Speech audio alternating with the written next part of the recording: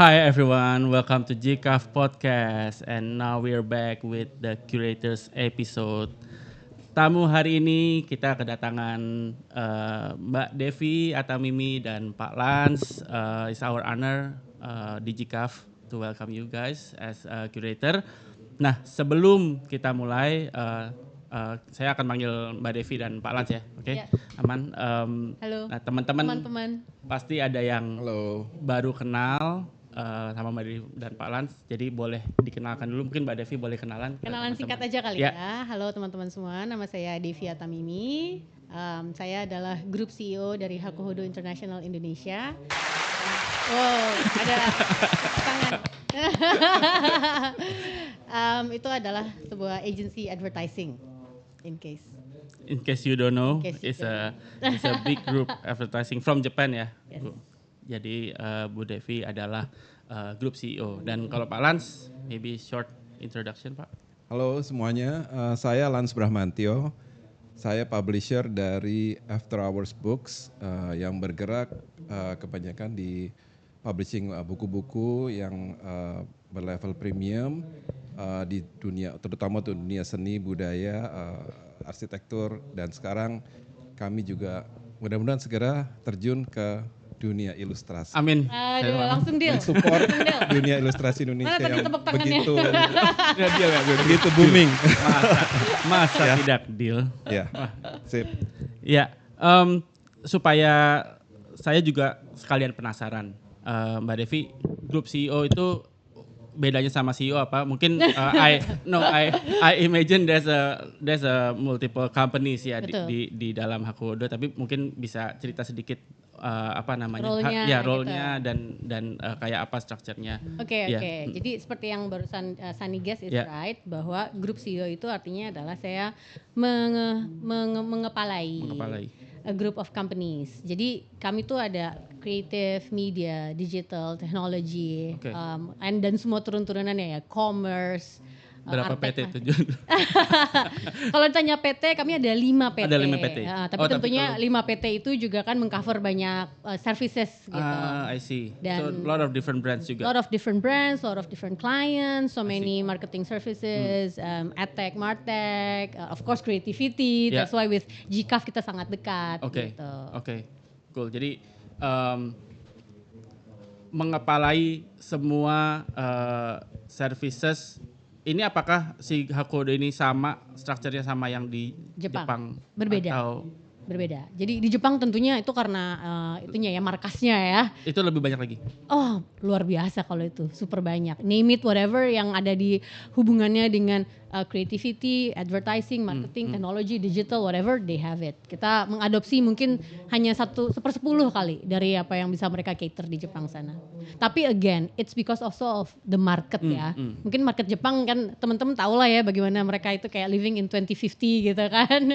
Kehidupannya kayak agak-agak absurd gitu ya, advance. Jadi tentunya kenapa nggak semua halnya kita bisa absorb, karena demand dari brand dan juga konsumennya berbeda. Oke, saya kebetulan agak-agak wibu sedikit. Jadi Jepang tuh kayak langsung wow. Kalau dengar Jepang tuh bagaimana gitu ya. Oke, kalau Pak Lans apa nih?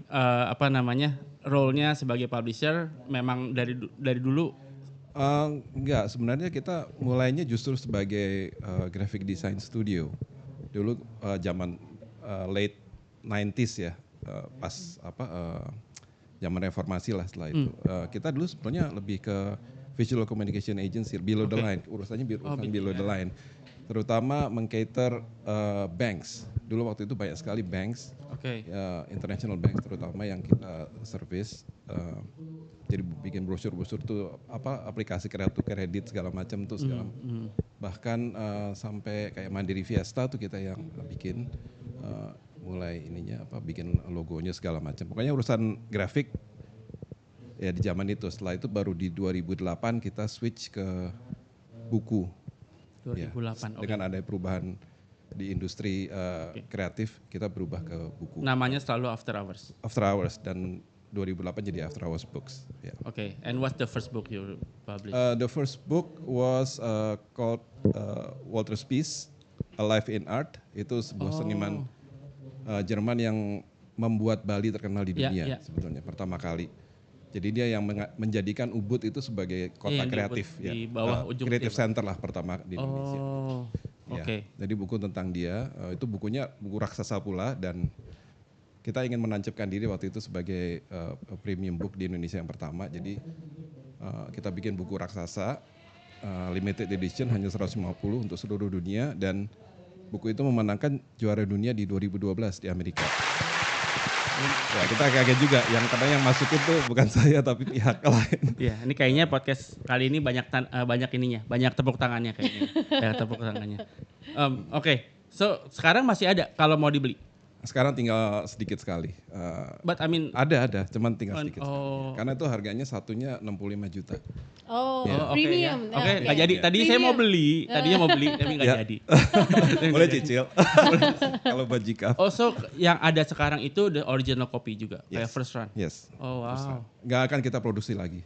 Oh, udah that's it. That's This only 150 in Ya, the world. karena biar nanti ada secondary marketnya juga bisa berkembang, bisa ada. Oke. Ini. Oke. Interesting. Jadi lumayan kayak waktu itu Museum Macan aja mereka sampai ambil 3 gitu. Banyak kan untuk di archive. satu untuk dibuka mungkin ya untuk di showing, satu untuk di archive, satu untuk dijual. Nggak tahu dia mungkin nanti diapain. Oke. Dia definitely butuh Iya. tempat untuk Iya. Karena besar. di Ubud juga ada berarti. Di Ubud ada, di Puri Lukisan, ada di Arma, ada di Ubud tuh apalagi sih museumnya? Oh, museumnya. Oh, Neka ya kali ya. Terus apa rasanya Mbak Devi Palans? Maybe Mbak Devi dulu diundang menjadi kurator GICAF.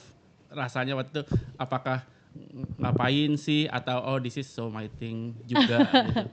Pertama kali pas diajak gitu ya, tentu yang kayak wow GICAF tuh kan keren banget gitu. Terima kasih. Iya, Tapi tahun belum lalu- lah tahun lalu datang. Tahun lalu datang dong, tahun lalu udah belanja. Oh iya, Tahun lalu terima tahu kasih. udah datang, udah belanja. Jadi pas diajak jadi kayak I'm honored gitu ya, karena menurut saya GICAF tuh keren banget. Terus yang kedua, the notions of having to curate hundreds of Mohon maaf, illustrations, saya mohon maaf. 380 kalau nggak Iya, salah saat betul. itu sama Sani. Weekend saya kayak bener-bener nggak ngapa-ngapain hanya untuk mengcurate. The notions of ngelihat betapa banyaknya karya-karya itu menurut saya adalah juga mental therapy. Oh, oke. Gitu. Jadi kenapa waktu itu saya sebagai salah satu kurator yang cukup cepat betul. ya. Cukup pertama kali juga yang bisa ngelis semuanya. Benar. Itu adalah karena come on, like kita hidup in a very fast world gitu kan. Semuanya berubah in lightning speed gitu ya. That's true. Platform berlomba-lomba untuk pengen ngajak kita selalu engage. Algoritma membuat kita balik lagi browsing lagi. That's right. It makes our brain crave something that is yang selalu instant gitu kan. And then what's next? And that's not good if you do it in the long run. Nah, menurut saya perannya ilustrator, mungkin sebagai garis besarnya dulu adalah art gitu ya, or visual ataupun applied art or creativity gitu kan. Tujuannya tuh adalah mengground kita, membalance. Apalagi weekend waktu itu saya, jadi bener-bener Iya, kayak pause and then ground myself in beauty, so then I can go back feeling fresh again gitu. Oke, that's why. Saya pikir kok ini Mbak Devi nggak ada capeknya, ngapain ya dia nggak istirahat apa gimana? Weekend tuh shitnya jalan terus kiranya. Oh, that's healing for you. Healing for me, betul. Oke. Dan beneran heal waktu itu. Refresh. Maksudnya itu kan pengennya dan ya. Sebenarnya saya agak overwhelmed, jujur ya. Mungkin agak sedikit kontra itu jadinya betul, counterproductive ya. makanya, Karena overwhelmed ada 380 lebih yang dilihat gitu kan. Jadi makanya skor yang waktu itu saya put on that weekend, akhirnya saya revisit lagi di minggu berikutnya gitu. Oke. Jadi beda dikit ya. Tadinya pengennya healing. Tadinya pengen healing, ya, tapi mungkin karena waktunya yang cuma di weekend dan juga ada banyak, jadinya sedikit overwhelmed. Tetapi setelah saya melihat semuanya itu, saya tumbuh rasa optimisme yang tinggi gitu. Oke. Karena ini kan kita ngomongin mengenai talenta muda yang mungkin belum banyak orang yang lihat. Yeah. Dan pada saya melihat karya-karyanya, walaupun mungkin itu cepat sekali ya jadinya ya, tapi kayak the story behind itu yang selalu saya cari gitu loh. Pada saat saya melihat ada beberapa karya yang mungkin saya, wah ini hook banget gitu ya. Saya baca dulu backgroundnya apa sih dia, itu kan ini karya ini apa dia lagi patah hati, dia lagi jauh dari rumah, atau mungkin dia ingin mengungkapkan kekesalannya terhadap kondisi masyarakat gitu kan. That's right. Jadi betapa anak muda bisa mencari cara yang sangat kreatif untuk menyampaikan ekspresi dia yang akhirnya dinikmati sama semua orang. So itu yang bikin saya kayak wow, keren banget ya anak-anak muda ini ya. Ada semangatnya dikit lah ya. Ada semangatnya dikit gitu. Balance gimana? Healing atau stres? Ketemu. Sebenarnya dari zaman dulu tuh kalau ilustrasi gini, zaman dulu kan kayak black book gitu ya, semacam kumpulan ilustrasi kan, bisa dari luar kan. Kita koleksinya di itu biasanya untuk itu tadi untuk keperluan bisnis, untuk ilustrasi referensinya buku-buku seperti itu, jadi tebal-tebal gitu kan. Jadi sudah biasa maksudnya melihat. Biasa, secara itu biasa, tapi ini karena formatnya beda ya. Kalau buku kan tinggal gitu, tapi kalau harus buka klik-klik. Cukup overwhelming. Ternyata 380 itu banyak banget dan itu perlu berhari-hari terus aja untuk, karena mungkin cenderungan saya juga lebih pingin tahu benar gitu, jadi agak bacanya lama lah gitu ya, nggak sampai saya ajak anak saya juga gitu, bantuin juga bacain cepat gitu biar ini, tapi cukup overwhelming. Nah kan aslinya tuh 768. Nggak ngira. Oh, wow. Aslinya. Dan apakah jadi waktu itu 700 itu kita jadikan 380 something itu memang berdasarkan buat kami kayaknya kalau mereka ada di GCAF semua pada saat itu, kalau tempatnya cukup sebenarnya kayak nggak apa-apa. Betul. Kayak nggak apa-apa. Kami paling nggak dari tim kami kumpulkan nih, tim kami juga cerita sedikit dari kasir juga. Oh kasir kan tahu ya apa namanya, karena kan GCAF itu check outnya di kasir, jadi mereka tahu nih kira-kira traction-nya mana yang betul, tinggi. Betul. Jadi 380 itu sebenarnya kayak boleh nih pameran di GCAF kalau muat. Kan nggak muat, nggak muat gitu ya. Jadi kita juga selektif karena kan di GCAF juga ada program, jadinya kita pilih. Nah, pengen tahu kurang lebih kalau 380 itu beneran rasanya cukup. Itu menurut kami tuh mungkin bisa nge-represent kondisi ilustrator saat ini gitu ya, kayak apa nih? Oh, udah nyampe sini gitu. Rasanya kayak apa? Kalau punya satu kesan dari melihat keseluruhan kelompok tersebut. Sebenarnya makin besar makin baik, tentunya harus berkembang lah GCAF pasti untuk kedepannya. Jadi nggak mungkin, bahkan kalau perlu next year 500 gitu kan. Oh amin. Wow. Cuman ya memang mungkin pengkreasian nanti dibelah mungkin. Ada sedikit. Menarik. Karena mengkurasi 500 itu berat sekali sebetulnya. Oh dibelah itu maksudnya setiap kurator tidak usah mengkurasi semuanya? Sudah semuanya gitu. Oke. Atau udah ada kategorinya sendiri yang kurator ini tertarik dengan kategori ngerti gitu. Jadi misalnya kemarin ada yang toys artis, jadi yang toys dia bisa digeser aja, nggak usah semuanya mengkurasi semuanya. Do you feel the same or do you enjoy mungkin kalau saya justru pengen melihat berbagai macam approach. Itu juga sebenarnya untuk nge-break otak kita gitu loh. Kalau misalnya kita melihatnya satu sama, misalnya poster semua gitu kan ya. Akhirnya lama-lama kasihannya yang belakangan. Karena kita udah terekspos di depan, kayak akhirnya ke belakang-belakang tuh kok ini mirip ya, kok ini mirip ya, kok ini mirip ya gitu. Jadi kalau misalnya di-break dengan sesuatu yang beda, tiba-tiba oh ada helm gitu kan. Oke, ke-break. Jadi kita mulai lagi dari awal, fresh lagi. I see. So you don't mind basically? I don't mind, tapi mungkin ya secara tadi itu ya. Oh kalau 500 maybe too much. Oke, we have to find another approach ya. Kalau sampai lebih dari itu, ini sudah di batas-batas maksimal ya, apa namanya 300-an ini ya. Oke, sekalian nih saya mengundang teman-teman yang ada di GCAF untuk bisa check out hasil kurasi para kurator kita. Jadi di bawah ini itu ada 86, di lantai 1 ya, ada 86 karya dari 86 artis terpilih. Itu bisa langsung kalian lihat hasilnya kayak apa, keren-keren banget. Dan juga di lantai 2 ada highlight artis. Nah kalau yang di lantai 2 itu kami mengundang dari pihak GCAF. Jadi mereka tidak melewati proses kurasi, walaupun ada satu yang waktu itu dia daftar, jadi kita mau undang sebenarnya, tapi kita nggak punya kontaknya. Terus dia daftar, jadi dia Mr. Do Nothing tuh pernah dinilai nggak ya sama Bapak Ibu? Do you remember? Iya, nilai. kayaknya ya. Kita Nah nilai. itu kita sebenarnya pengen undang dia waktu soalnya tahun lalu kita ke Korea terus ketemu dia, wah lucu ya gitu. Nah kartu namanya hilang, ternyata dia daftar. Nah Sekeren itu Jika. sekeren, ya agak lumayan. Oh dia ke Bali ke galeri, terus kalau mau pameran di mana? Sama orang Balinya direkomen ke Jikaf aja. Oh iya saya ketemu, dia bilang yaudah saya kontak dia ikut daftar. Tapi karena waktu itu kita pengen undang, jadi kita undang. Jadi dia auto lolos naik ke atas. Tapi yang lainnya mereka tidak daftar, mereka diundang gitu ya. Jadi boleh dilihat langsung hasil-hasilnya kurasi para bapak ibu kita ini.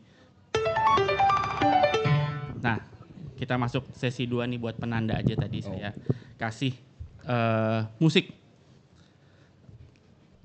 Dua-duanya Mbak Devi dan Pak Lans berada jadi kita memilih 10 kurator kemarin yang semuanya diverse. Kebetulan ada yang agak jauh, mungkin industrinya ada olahraga. Pak Mokhtar itu kan di olahraga gitu ya. Jadi mungkin tidak secara langsung berhubungan dengan ilustrator.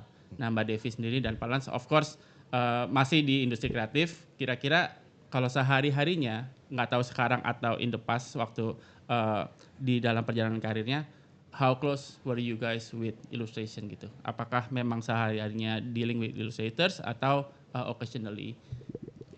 Karena dunia saya adalah advertising gitu ya, dimana jualan kita adalah kan creativity. Creativity tentunya visual itu adalah elemen utama gitu ya. Jadi ilustrator tuh menjadi salah satu komponen yang udah hari-hari lumrah lah sama kita gitu. Jadi kedekatan sama ilustrator itu udah dari zaman dulu tentunya. Cuman Jikaf itu kayak menggabungkan kan gitu kan. Betul. Jadi kayak barometernya gitu loh. Oh iya artis Jikaf, kita kan ngomongnya gitu. Kalau itu amin. Iya. Coba kontak artis Jikaf gitu ya. Jadi sekarang malahan pilihannya jadi banyak. Dulu kan kita data banknya untuk ilustrator kan dia lagi seringnya. Dan kita tahu setiap kali kita mau bikin sebuah pendekatan campaign gitu kan, tone mannernya, stylenya, apalagi kan kita kan serve brand beda-beda gitu kan. Dan karena kita dulu bank datanya nggak banyak, akhirnya diulang dia lagi dan kadang-kadang akhirnya nggak cocok. Nah, sekarang ada ratusan gitu. Amin. Semoga memang kita harapannya mempermudah ya connecting antara ilustrator dengan stakeholders gitu. Karena kan memang ilustrator itu beda sama seniman murni. Seniman murni kan dia berkarya suka-suka dia aja kan. Memang dari hati lah, personal, sangat personal. Sedangkan illustrator itu memang by brief. Betul. Tapi sudah mulai blending sih. Nah, ada di sini agak blending. Tapi bagi nah memang Jikaf itu ada misi itunya Pak. Gimana dia bisa ketika dia pengen mengeluarkan something yang personal ada platformnya gitu kan ya. Tapi in general masih butuh topangan sebenarnya ya teman-teman ini. Makanya harapannya nanti bisa ngebuka nih ke teman-teman kurator juga, semoga bisa ada kolaborasi gitu ya, walaupun kayaknya sudah sering. Ya, kita sih juga lumayan beberapa buku kita juga mencari itu ilustrator yang cocok untuk topik-topik yang kayak gitu ya, untuk mengilustrasikan memang. Dan waktu itu agak kesulitan terus terang aja untuk mencari, karena itu tadi nggak ada. Ya mungkin lewat Instagram sekarang udah lebih terbuka ya, apalagi sekarang ada Jikaf gini udah makin menyenangkan, ini enak nih. Tinggal pilih ya, tinggal tujuk. Betul. Cuman nggak tahu sekarang kalau zaman dulu banget tuh ilustrator bisa mengikutin style yang diinginkan misalnya gitu. Apakah ilustrator sekarang ini harus benar-benar individual, benar-benar dari dalam dirinya, atau juga yang bisa itu tadi bisa mengikuti versatile. Nah, ini gaya ini kira-kira begini, ya, modif sedikit gitu. Kalau dari Pak Lans harapannya gimana? Are you hoping kayak mereka lebih versatile atau sebenarnya kalau tergantung kebutuhan sih, karena ada kebutuhan untuk itu, ada kebutuhan yang benar-benar menonjolkan individual ilustrator itu gayanya dia gitu. Tapi ada yang membutuhkan ya agak sedikit gitu ya, fleksibilitas. Kalau dari pengalaman saya ya, kayak di advertising mungkin gitu. Betul, di advertising. Soalnya kita pakai banyak banget ilustrator gitu ya. Jadi pengalaman saya sendiri sebenarnya agak susah untuk memaksakan ilustrator untuk berubah. Ya. Karena biar gimana pun stroke-nya dia kan beda gitu ya. Jadi makanya saya senang banget gini sekarang kita punya banyak pilihan gitu. Jadi kalau menurut saya itu pilihan ilustratornya, apakah dia mau masuk ke lebih ke ranah komersialnya, ataukah lebih ke arah tadi artnya gitu kan ya. Cuman mungkin kalau misalnya boleh saya ada sedikit pesan buat teman-teman ilustrator ya. Boleh nih. Boleh. Ntar kita caption. Nggak, karena mungkin berbeda dengan aspek kreativitas yang lain. Di advertising itu kan kita tadi saya bilang kita serving purpose gitu ya, yaitu adalah ada a series of process yang harus kita bisa commit sama-sama. That's true. Yaitu adalah bolak-baliknya approval, reviews, timeline dan deadline. Nah, terus terang itu seringkali menjadi challenge bagi kami untuk bekerjasama dengan ilustrator. Karena mungkin mereka tidak terbiasa dengan pace yang kayak harus kayak 2 minggu harus sudah jadi, tapi lo harus siap dengan kita 3 kali ya revisi bolak-balik gitu-gitu. Hal-hal seperti itu yang akhirnya hal-hal seperti itu yang akhirnya tadinya tuh misalnya kita udah ada beberapa ilustrator yang kita suka banget gitu ya, tapi slow response. Dari awal aja kalau udah slow response kita pasti sayang banget nih. Jangan saya Mbak, mungkin. aja. Gak mungkin kita terusin gitu karena kan kebayang nanti kalau misalnya klien minta revisi terus dia slow response yang dimarahin kan kami. Ini worst case nih bener, saya juga mengalami hal sama soalnya. Jadi ya bagus diberi up. Begitu. Senap guys.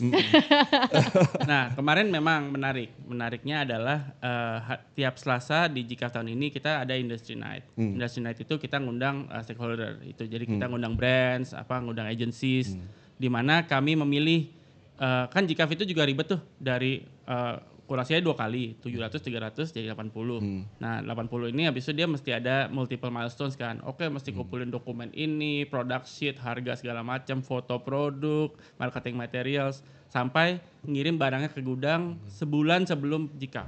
Karena kan kita mesti barcode-in satu-satu kan. Nah jadi kami memilih yang semuanya on time.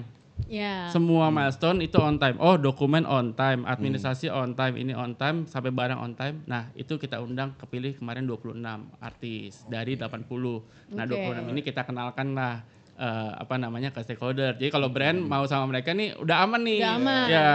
Administrasi bagus, delivery juga oke. Kalau dia bilang besok ya besok. Nah, jadi intinya kami juga berusaha share bahwa it's important gitu ya untuk jagain timeline sama-sama karena kita nggak kerja sendiri nih di sini. Bahkan agensinya aja bekerja lagi dengan pihak lain, bahkan mungkin multiple karena harus production, harus macam-macam gitu ya. Jadi memang time is of the essence gitu. Jadi semoga nih teman-teman yang dari GCAF juga belajar. Nah, ini yang menarik karena nyambung sama kemarin proses kurasi itu menilainya memang dari kami tidak punya brief macam-macam ya untuk mengkurasi GCAF. Jadi kan udah jatuhnya personal nih ketika memilih siapa yang nilainya tinggi dan yang tidak tinggi. Kalau Mbak Devi kemarin apa? Kalau tinggi itu kenapa gitu? Kalau again kita melihatnya ratusan. Jadi sebenarnya yang tadinya awal-awalnya itu kita agak royal, aku ya, agak royal gitu ya. Setelah udah setengah, jadi lebih murah hati gitu. Justru lebih nggak murah hati, lebih galak jadinya karena ini udah lihat which is unfair buat teman-teman yang kebetulan namanya alfabetnya di bawah gitu kan. Tapi dan saya balik lagi. Makanya saya ulang. Tapi udah saya note gitu ya memang ada di sebelahnya. Nah, bagi saya apa yang membuat menjadi parameter pertama itu yang membuat saya memberikan nilai tinggi itu adalah apakah karya itu masih kepikiran setelah saya udah tutup itu laptop dan saya ngapain, tidur apa segala. Nah, ada beberapa karya yang sangat lingers dan ada satu yang kayak setiap kali saya ngebayangin karyanya tuh it's a mixed feeling of happy, bukan happy ya, good feeling gitu. Right. Tapi ada sedikit sesuatu yang kayak men-trigger, wah menurut saya keren banget ya. Hanya dari garis-garisnya doang dan warna yang dia pilih, itu saya bisa jadi kayak resah-resah happy gitu loh. Dan kan menurut saya itu ya, ilustrasi kan harus bisa evoking feeling gitu. Jadi itu parameter nomor 1 saya. Oke. Kalau Pak Lans, apakah tadi ada ini versatile nih, gayanya banyak, itu jadi salah satu? Justru kalau saya waktu ininya agak random sebenarnya, agak turun naik. Urutan mengkurasinya. Enggak ABCD gitu ya, tapi loncat-loncat karuan gitu. Tapi ngelihat gini itu tergantung mood kita juga loh sebetulnya. Oh, pada saat Iya, melihat. Oke. Kadang-kadang pengaruh lah pasti melihat pas mood kita lagi nggak ini lihat warna yang Terlalu jreng dikit striking langsung, gitu. langsung kesel gitu kayaknya ada oke. nggak tahu kalau saya begitu ya. Jadi tapi kecenderungan saya selalu mencari selalu tertrigger oleh yang simple aja gitu yang Oh, yang I see. yang tidak complicated, yang message-nya nggak Tidak. ya Trying yang too langsung kena aja gitu, nggak yang trying too much terlalu berbunga-bunga atau kalau istilahnya atau kalau menyanyi meliuk-liuk gitu, tapi yang sesuatu yang simple aja gitu. Itu selalu yang selalu ke trigger gitu, langsung saya mark langsung yang. Jadi kalau mungkin melihat pilihan saya tuh kebanyakan mungkin cenderung yang lebih kayak begitu ya. Warna buat saya juga sangat penting. Iya, mungkin karena saya nggak terlalu suka warna yang gelap atau apa gitu ya. Jadi yang Nggak suka yang gelap. nggak suka yang Dark gitu maksudnya dark. feelingnya. Oh, oke. Kecuali satu artis. Ingat. Boleh kita sebut. Wikana, saya dari dulu saya itu. suka. Itu dark Wikana. tapi saya suka gitu. Oke, memang. Tapi dia konsisten ya, ada konsistensinya over the years saya suka. Jadi ya. Karena emang Memang ini ya dia itu berhasil ya, gitu. build ya apa Yes. namanya gotik tapi cute gitu masih nggak apa nggak serem lah kalau kita taruh di rumah tuh nggak yang Betul, mengundang hawa jahat gitu. Nah, apakah atau seberapa bobot dari kalau tadi kan visual Palans. Kalau message sendiri apakah dicari atau memang maksudnya dibaca gitu ya atau memang cari yang Sudah harus justru saya cenderung sudah harus terbaca dari visualnya gitu. Jadi secara meskipun agak meleset dikit kadang-kadang gitu ya, tapi oh ya udah kebaca message-nya gini. Jadi kalau harus membaca teks tuh aduh that's a problem. PR dan memang mungkin ada yang tidak terpenuhi dari syarat ilustrasi tersebut ya kan? Iya, betul. Belum lagi gaya bahasanya juga kadang-kadang kita berbeda, mungkin terlalu ya itu tadi berbunga-bunga atau gimana atau yang nggak to the point ya kan yang gitu. Jadi harus mikir terlalu lama. Oke, menarik. Tapi ya menarik. Kalau visual saya harus terbaca langsung dari visualnya sih kalau menurut saya. Oke, apakah ini penasaran? Itu gunanya ilustrasi kan? Betul. Apakah Pak Lans akan melihat dengan kacamata yang sama kalau menilai karya seni bukan ilustrasi? Karya seni? Ya. Sama. Karena saya justru berangkatnya pertama dari mengkoleksi karya seni. Jadi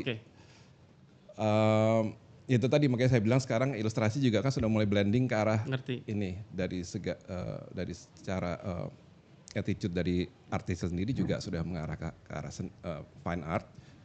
Tapi fine art juga mengarah ke ilustrasi juga sekarang. Jadi lucu ya, lucu sekarang nih. Agak-agak ya. Iya, kontemporer tuh sekarang agak begitu.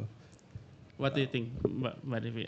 Apakah gaya seni lukis pun sudah mengarah ke ilustratif gitu? Betul. Tapi dekoratif. saya mau komentar yang awal dulu tadi, karena saya baca. Kalau saya baca. Yeah. Tapi nggak semuanya ya, nggak harus saya baca. Yang tertarik atau yang justru saya ragu-ragu, karena ada beberapa karya yang bisa dibilang sebenarnya stylenya mirip.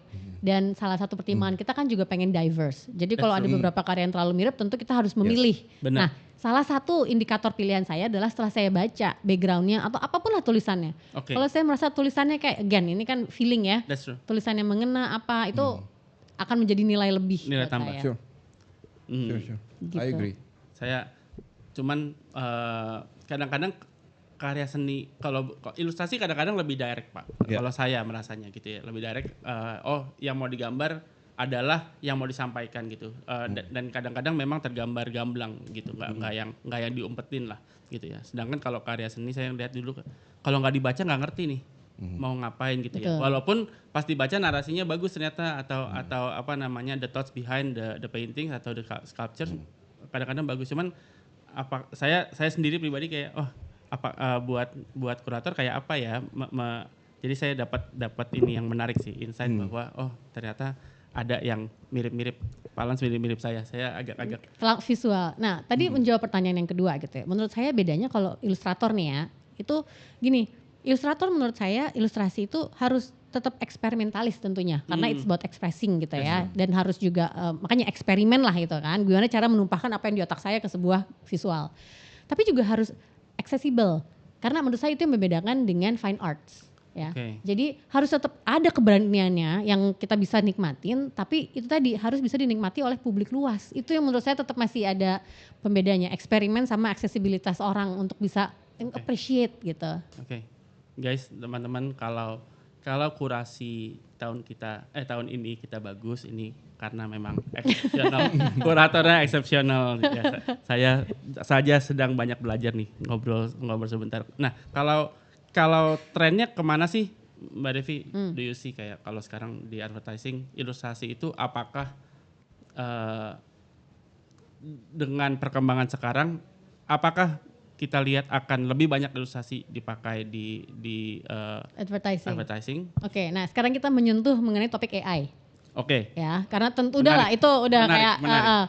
semua orang either kita compete with AI or we compete with AI gitu kan. Bedanya adalah kita kompetisinya lawan AI atau kita mau berkompetisi menggunakan AI gitu. Nah, di sini makanya menurut saya tadi saya bilang lagi bahwa eksperimen tuh harus penting. Kenapa? Karena kalau tidak eksperimen, AI can do that. Ya kan? Ngapain pakai Illustrator? AI tinggal prompting jadi gitu kan. Udah gitu juga kekuatannya Illustrator itu menurut saya akan jadi lebih penting lagi untuk membedakan bahwa manusia itu masih punya hal yang tidak bisa direplicate oleh mesin. Yaitu adalah imperfection. Oke. Kalau AI kan flawless ya. Ngerti. Tapi kalau Illustrator tuh kan justru kayak karena kita itu beautiful because we are imperfect gitu. Nah itu menurut saya yang tetap harus dijadikan pembeda jelas antara AI dan Illustrator dan any other creativity. I see. Gitu. Jadi apakah akan lebih banyak menggunakan Illustrator? Terus terang saat ini mungkin karena semua orang lagi hype dengan AI itu akan malah munculnya bentuknya ilustrasi gitu ya. Betul. Walaupun banyak yang menggunakan AI saja bikinnya gitu. Betul. Ya. Nah apakah kan zaman sekarang juga kayak kalau jadi ilustrator tuh apalagi untuk urusan sama brand itu harus kayak viral gitu, kayak apakah itu jadi pembeda yang kalau kamu terkenal atau orang tahu bentuknya manusia di belakang art tersebut seperti apa, membantu mereka melindungi diri dari gempuran AI gitu, karena is that something yang dijadikan pertimbangan untuk memilih kapan saya harus pakai AI atau kayaknya para ilustrator mesti segera membrandingkan diri dengan cepat. Betul, membrandingkan diri sama sehingga, mungkin ada banyak strokes ya, ini kan sambil ngeliatin gini ya. Ada banyak strokes yang mungkin yang tidak bisa direplicate sama AI. Belum. Iya, belum betul. Belum. It's a matter of time bahwa mereka akan bisa gitu ya. Makanya kekuatan cerita orang, artis tentang gambarnya apa cerita artisnya? Apa cerita tentang artis? Punya nama. Betul. Pertama artisnya dulu, cerita tentang artisnya. Who they are. Iya, who they are and what's their struggle. Orang lebih drawn into struggle and pain lah, karena itu kita relate gitu ya. Jadi apa painnya mereka? Nah itu mungkin yang akan bisa. Gue mendingan pakai. I spend time more on briefing Illustrator rather than prompting AI gitu. Jadi personal branding jadi salah satu hal yang bisa membantu ya, bukan hanya satu hal. Iya betul, bisa membantu. Kayaknya saya ingin mengundang para ilustrator ini untuk mungkin mulai tahun depan ya, karena tahun ini kita udah sangat ini. Tapi tahun depan kalau bisa kita mulai juga menerbitkan monogram dari setiap artis. Apa itu monogram? Monogram itu ada buku misalnya tentang itu tadi Yesiao sendiri satu buku gitu. Tapi ya setiap artis sendiri punya ininya sendiri kayak series gitu loh. Oke. Terbit nih Pak. Salaman lagi nggak? Harus. Rasanya sangat diperlukan ya. Oke. Itu tadi untuk memunculkan nama, mempunyai brand sendiri gitu setiap ini gitu. Kayak buku apa tuh Pak? Majalah apa? Bukan majalah, benar-benar buku. No, that's the B magazine tau gak? Yang B yang brand yang tentang ini tentang apa namanya? Ada kan? Ada. Ini kayak gitu sebenarnya kalau di dunia seni fine art sebenarnya ada gitu kan, buku tentang Van Gogh, buku tentang kayak gitu aja. Tapi setiap monogram benar-benar hanya featuring satu artis dalam satu buku gitu. Oke, interesting. Kalau bisa ya kalau ada yang ketertarikan saling ini ya kita mulai tahun depan kita bisa Ada Pak, ada 300 artis. 300 benar. Ya, tidak tiap hari satu ya. Tiap hari satu. Iya. Oke, tapi that's interesting. Karena itu jadi struggle atau dilema banyak teman-teman. Kadang-kadang mereka itu pengennya kan berkarya aja. Oh, saya pengennya gambar aja. Jadi nilai saya dari karya saya aja gitu. Tapi memang kayaknya arah dari si arus industri ini kayaknya membutuhkan mereka juga untuk mulai tampil ya. Tampil mungkin tidak harus muka dan itunya ya, tapi bahwa ada sebuah cerita di balik gambar-gambarnya itu gitu. Yeah, but how? Gimana caranya kita menyampaikan itu atau teman-teman menyampaikan itu tanpa muka gitu, tanpa face gitu ya? Saya mau ngasih contoh, saya tiba-tiba blank lagi namanya. musisi yang mereka tidak menampilkan identitas aslinya, tapi tetap mereka masih punya identitas yang sangat jelas. Oke, like Kiss. Yang duo itu loh. Duo dari mana nih? Ya anyway. Nggak, maksudnya apakah mereka nggak muncul mukanya atau dia pakai topeng atau? Bisa macam-macam, gitu. Intinya adalah dengan tadi soalnya kita konteksnya adalah AI, gitu kan. Betul. Jadi kalau misalnya kita tidak memanusiakan artisnya, itu dengan mudah digantikan oleh AI, gitu kali bottom line. Saya agree. Iya. Saya agree. Dan harapannya berarti apakah boleh saya bilang GCAF ini membantu mereka untuk bisa tampil sangat. atau Mbak Devi lihat apa direct impact buat your industry dengan adanya GCAF? Sangat, dengan kita keliling-keliling aja ngelihat barusan saya udah tahu, oh ya kayaknya yang ini bisa cocok sama campaign saya yang ini nih. Oh ternyata bisa diginiin ya. Oh ternyata turunannya ke fashion, ke merch, ke trinkets, ke merch segala macam bisa diginiin ya gitu. Betul. Kalau Palans? Setuju. Iya. Setuju banget dengan yang dibicarakan oleh. Jadi tadi udah kepikiran bikin monogram. Yes. Apalagi Pak? Saya nagih-nagihnya kalau Palans aja lah. Saya di industri saya kan banyak di bukunya dulu lah, format buku paling nggak sebagai mobile exhibition lah, anggap aja gitu kan, dan bisa disebarin ke berbagai tempat gitu, dan nggak terpaku dalam satu event aja gitu kan.